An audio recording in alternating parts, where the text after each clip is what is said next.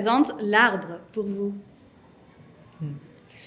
L'arbre, pour nous, c'est d'abord une histoire intime d'une rencontre avec un arbre mort sur pied dans une forêt de Bretagne. Et ensuite, il vient représenter d'une certaine manière à la fois une forme d'utopie, une forme de dystopie, à la fois un espoir et un désespoir qui peut être à la fois le dernier arbre du monde et aussi cette sorte d'abri où on peut se retrouver tous ensemble, ou cette possibilité d'une forme d'ascension vers une manière différente peut-être d'être en relation avec le vivant, un nouveau rapport à nos peaux, un nouveau rapport à l'organique autour de nous.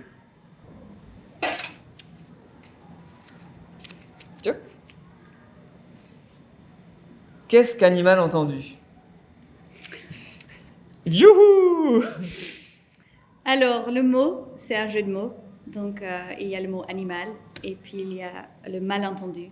Et on dit quelque part dans le spectacle que notre relation au vivant aujourd'hui est un malentendu.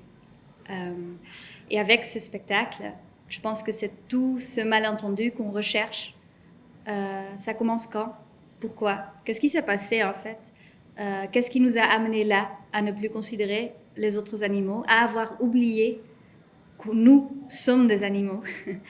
Et le spectacle est une tentative de redécouvrir en fait ces autres et aussi nous-mêmes, de se rendre compte à quel point on est le monde, nous sommes la Terre et on ne peut pas s'échapper.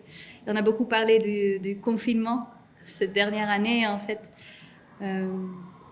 C'est intéressant cette réalisation qu'on est confiné sur Terre, avec la Terre, avec nous-mêmes et avec tous les autres aussi qui y habitent et on doit s'y faire. Et le spectacle, en déambulant dans la rue, en chantant, en dansant, on essaye de retrouver le lien et aussi de parler de liens rompus et du pourquoi. Ou peut-être on ne peut pas comprendre le pourquoi, mais qu'est-ce qui s'est passé en fait.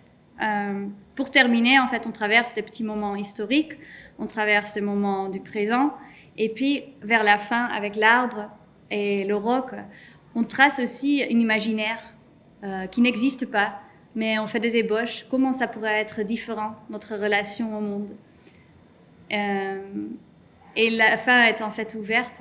Ça peut tout autant être une utopie qu'une dystopie, et comme notre avenir. On ne sait pas encore. Voilà. Ok. Tu es d'accord? Je suis d'accord. Ah, cool. Langage chorégraphique ou langage parlé? Bah justement, pour nous, c'est tout l'enjeu de cette diversité de langage, de ne pas choisir. C'est volontaire et d'une certaine manière, c'est un choix.